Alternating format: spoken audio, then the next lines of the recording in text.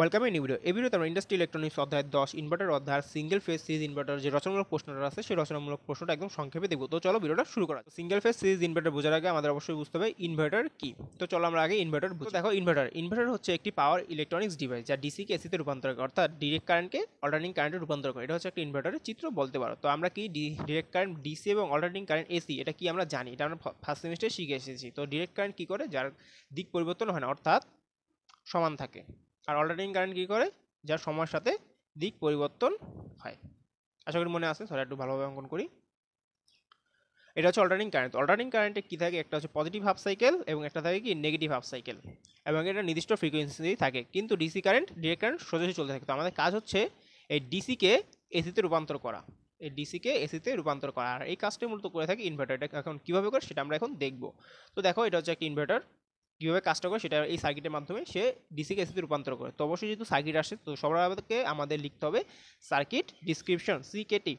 তো circuit description কীভাবে লিখতে হয় এটা আশা করি তোমরা শিখে গেছো চপারের অধ্যায় শেষ করার পর থেকে। তো আমি আবার বলে দিচ্ছি কীভাবে লিখতে হয়। তো দেখো এখানে একটা সার্কিট আছে যার সাপ্লাই ভোল্টেজ হচ্ছে ভিএস, এবং এখানে আছে টি1 এবং টি2 দুটি থাইরেস্টর। এটা হচ্ছে থাইরেস্টর 1 এবং থাইরেস্টর 2, এবং এর সাথে ইন্ডাক্টর, ক্যাপাসিটর এবং রেজিস্টর কি সিরিজে সংযুক্ত আছে, যার আরআরই ভোল্টেজ ভিসি, ভিএল এবং ভিআর। এটা হচ্ছে আমাদের সার্কিট ডিসক্রিপশন। আশা করি এটা নিয়ে কারো কোনো সমস্যা নেই। তাছাড়াও কমেন্ট বক্সে সম্পূর্ণ বর্ণনা দেওয়া থাকবে কার্যপ্রণালী, সেখান থেকে তোমরা দেখে নেবে। এখন আমরা চলে যাই কার্যপ্রণালী বা ওয়ার্কিং প্রিন্সিপাল। তো দেখো ওয়ার্কিং প্রিন্সিপাল। তো ওয়ার্কিং প্রিন্সিপাল কার্যপ্রণালী যাওয়ার আগে তোমাদের কিছু জিনিস মনে রাখতে হবে। তো দেখো এখানে দুইটা থাইরিস্টর আছে। তো যখন ইনভার্টার কাজ করে তখন টি1 এবং টি2 একসাথে দুইটা কাজ করে না। একবার টি1 অন থাকে তখন টি2 অফ থাকে, আবার যখন টি2 অন থাকে তখন টি1 অফ থাকে। কারণ টি1 এবং টি2 যদি একসাথে অন থাকে সেই ক্ষেত্রে এটা কি ওপেন সার্কিট হয়ে যাবে এবং সেটা শর্ট সার্কিটে পরিণত হয়ে যাবে। তো যখন আমরা টি1 অন রাখবো তখন টি2 অফ থাকবে, যখন টি2 অন রাখবো তখন টি1 অফ থাকবে। তো আশা করি বুঝে দিতে পারছি। তো এখন আসো কীভাবে কাজ করে। তো দেখো যখন আমরা এখানে ডিসি সাপ্লাই দিব তখন কারেন্ট টি1 এর মধ্যে দিয়ে প্রবাহিত হবে, তখন টি2 অফ থাকবে। যেহেতু কারেন্ট টি1 এর মধ্যে দিয়ে প্রবাহিত হবে, প্রবাহিত হওয়ার সময় ইন্ডাক্টর ক্যাপাসিটরের মধ্যে প্রবাহিত হবে, এবং এখানে আমরা কি এসি ভোল্টেজ বা অল্টারনেটিং কারেন্ট যেটা আমরা এখানে পাবো। এখন কোশ্চেনটা কীভাবে হয়। তো দেখো এখান থেকে যখন ডিসি সাপ্লাই দিব এই পর্যন্ত কারেন্ট কি ডিসি থাকে। ডিসিকে এসিতে রূপান্তর করে মূলত এই যে সার্কিটটা আছে এই জায়গাটুকে। তো এই যে এতটুকু জায়গা এতটুকুকে বলা হয় হচ্ছে under damping tuning circuit. Under damping tuning circuit কি সেটা আমরা এখন দেখি। তো দেখো এটা হচ্ছে আন্ডার ড্যাম্পিং টিউনিং সার্কিট। তো আন্ডার ড্যাম্পিং টিউনিং সার্কিটের কাজটা হচ্ছে মূলত এটা, এখানে যে ভোল্টেজটা যায় অর্থাৎ কারেন্টটা এখানে যায়, কারেন্টটা ইন্ডাক্টর এবং ক্যাপাসিটর ভাগাভাগি করে। এই ইন্ডাক্টর এবং ক্যাপাসিটর কারেন্ট ভাগাভাগি করার কারণে এখানে একটা দোলনকালের সৃষ্টি হয়। কি সৃষ্টি হয়? দোলনকাল। এই দোলনকাল সৃষ্টি হওয়ার কারণে এখানে একটা ফ্রিকোয়েন্সি তৈরি হয়, এবং এই নির্দিষ্ট ফ্রিকোয়েন্সি এই ডিসি কারেন্টকে মূলত এসি কারেন্টে রূপান্তর করে। আশা করি বুঝতে পারছি কী করে। এখান থেকে যখন ডিসি কারেন্ট এই ক্যাপাসিটর এবং ইন্ডাক্টরের মধ্যে দিয়ে যায় তখন এই ক্যাপাসিটর এবং ইন্ডাক্টর কারেন্ট ভাগাভাগি করার কারণে একটি দোলনকালের সৃষ্টি হয়, এবং এই দোলনকালের ফলে একটা নির্দিষ্ট ফ্রিকোয়েন্সি তৈরি হয়, এবং এই নির্দিষ্ট ফ্রিকোয়েন্সি কি ডিসি কারেন্টকে এসি কারেন্টে রূপান্তর করে। আশা করি বুঝতে পারছি এই আন্ডার ড্যাম্প টিউনিং সার্কিটটা কি। আর এটাকে আন্ডার ড্যাম্প বলার কারণ হচ্ছে এখানে যে লোড রেজিস্ট্যান্সটা থাকে অর্থাৎ আরএল এর মান এখানে খুবই নগণ্য, যার কারণে এটাকে আন্ডার ড্যাম্প বলা হয়। তখন ড্যাম্পিং কি বা ড্যাম কি এগুলো তোমরা ফিফথ সেমিস্টার আসলে পাবে, তার আগে পাবে না। তো আশা করি বুঝতে পারছি। আপাতত এটা জানো যে এই ডিসি কারেন্টকে আন্ডার ড্যাম্পিং টিউনিং সার্কিটের মধ্যে দিয়ে প্রবেশ করানোর কারণে এটা এসি কারেন্টে রূপান্তরিত হয়। কীভাবে হয়? দোলনকার সৃষ্টি হয়, নির্দিষ্ট ফ্রিকোয়েন্সি থেকে ডিসি এসিতে রূপান্তর করে। আশা করি বুঝতে পারছি। তো দেখো যখন এই ডিসি কারেন্ট ক্যাপাসিটরের মধ্যে দিয়ে যায় তখন আমাদের কি এক অল্টারনেটিং সার্কিট আমরা কি জানি। তো অল্টারনেটিং সার্কিটে কি জানি, একবার পজিটিভ হাফ সাইকেল একবার নেগেটিভ হাফ সাইকেল। তো যখন এই ক্যাপাসিটরের মধ্যে দিয়ে কারেন্ট প্রবাহিত হয় তখন এই যে পজিটিভ হাফ সাইকেল বা কারেন্ট সর্বোচ্চ পর্যায়ে থাকে, পিক ভ্যালুতে থাকে কারেন্ট। তো আমরা কি জানি ক্যাপাসিটর ধর্ম হচ্ছে চার্জ সঞ্চয়কারী। তো এই অবস্থায় যখন কারেন্ট ক্যাপাসিটির মধ্যে দিয়ে প্রবাহিত হচ্ছে, ক্যাপাসিটর কি চার্জ সঞ্চয় করছে, আর ইন্ডাক্টর ধর্ম ভোল্টেজ আবিষ্ট করা, ইন্ডাক্টর এই সময় ভোল্টেজ আবিষ্ট করতেছে। তো যখন ক্যাপাসিটরের চার্জ, এই যে এখানে সঞ্চিত চার্জ বা সঞ্চিত ভোল্টেজ ভিসি যখন বিএস অর্থাৎ এই যে সঞ্চিত চার্জ ভিসি যখন সাপ্লাই ভোল্টেজের সমান হয়, অর্থাৎ ক্যাপাসিটিভ ভোল্টেজ এবং সাপ্লাই ভোল্টেজ যখন সমান হয়ে যায় তখন এটা কি কারেন্ট আর ক্যাপাসিটির মধ্যে দিয়ে প্রবাহিত হতে পারে না। তো সেই সময় এই যে পিক ভোল্টেজে পিক পয়েন্টে থাকা কারেন্ট আস্তে আস্তে কমতে থাকে।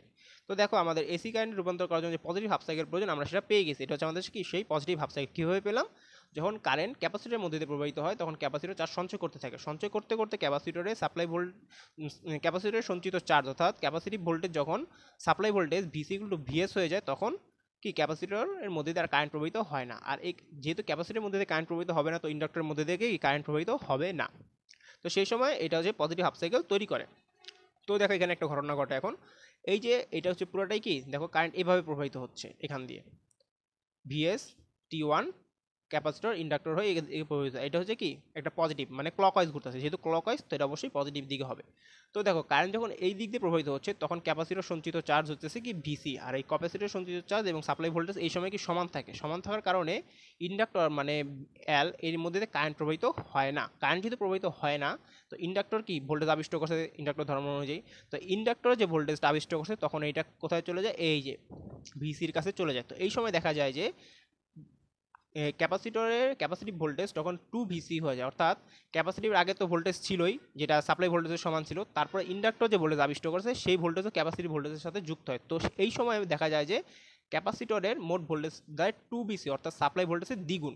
তো যেহেতু ক্যাপাসিটরের ভোল্টেজ এখন কত, 2 VC, এই সময় যেহেতু ক্যাপাসিটর ভোল্টেজ 2 VC, তো এখন কি ক্যাপাসিটর অবশ্যই কি ধর্ম অনুযায়ী ডিসচার্জ হবে। ক্যাপাসিটর ডিসচার্জ হওয়ার সময় কারেন্ট এখন কি এদিক দিয়ে প্রবাহিত হবে, কীভাবে, এদিক দিয়ে প্রবাহিত হওয়ার সময় কারেন্ট টিওনের মধ্যে দিয়ে প্রবাহিত হবে না, এই সময় টিওন অফ থাকবে, কারণ দেখো এটা হচ্ছে পজিটিভ এবং নেগেটিভ। তো যেহেতু ক্যাপাসিটরের এটা পজিটিভ এবং এটা নেগেটিভ, তো এখান দিয়ে যেহেতু কারেন্ট প্রবাহিত হবে তো এটা রিভার্স বায়াস হয়ে যাবে। তো রিভার্স বায়াস হওয়ার কারণে কারেন্ট T2 এর মধ্যে দিয়ে প্রবাহিত হবে। তো এই সময় কারেন্ট ক্যাপাসিটর হয়ে T2 থাইরিস্টর হয়ে রেজিস্টরের মধ্যে দিয়ে প্রবাহিত হবে, যার কারণে আমরা পরবর্তী যে হাফ সাইকেল আছে নেগেটিভ হাফ সাইকেল পাবো। তো দেখো এটা প্রথম ছিল ক্লকওয়াইজ, যার কারণে আমরা পজিটিভ হাফ সাইকেল পাইছি, এবং পরেরটা ছিল তার বিপরীতে অর্থাৎ অ্যান্টি ক্লকওয়াইজ, যার কারণে নেগেটিভ হাফ সাইকেল পাইছি। এখন তুমি বলো ভাই এই যে মাঝখানের সময় এটা কি, এই সময়টা হচ্ছে T1 থেকে T2, অর্থাৎ T1 থাইরিস্টর অফ হওয়ার পর T1 থাইরিস্টর অন হইতে যে সময়টা লাগে, এই যে সময়টা এইটা হচ্ছে সেই সময়।